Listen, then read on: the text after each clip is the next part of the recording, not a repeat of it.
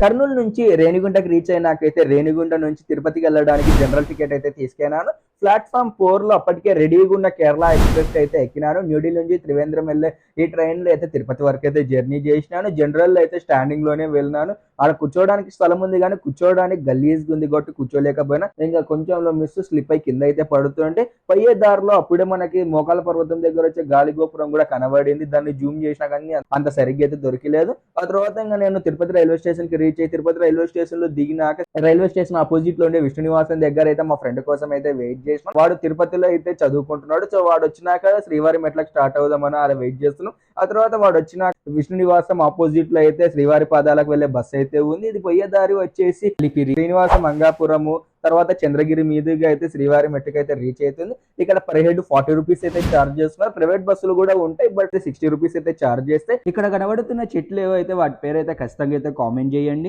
Next శ్రీవారి మెట్టు ఎలా ఎక్కాలి, అక్కడ టోకెన్ ఎలా తీసుకోవాలో, ప్రాసెస్ ఏంది అనేది అయితే నెక్స్ట్ వచ్చే వీడియోలో చెప్దాము. మరిన్ని తిరుమలకు సంబంధించిన వీడియోస్ కోసం అయితే మన ఇన్స్టాగ్రామ్ పేజ్ తప్పకుండా అయితే ఫాలో అవ్వండి. ఈ వీడియో నచ్చితే లైక్ చేసి, కామెంట్ చేసి, షేర్ చేసి, సబ్స్క్రైబ్ అండ్ ఫాలో చేస్తారని కోరుకుంటూ ఇట్లు మీ నడిపల్లి చిన్ని కృష్ణ శర్మ సైనింగ్ ఆఫ్. జై హింద్, జై శ్రీరామ్, భారత్ మాతాకు జై.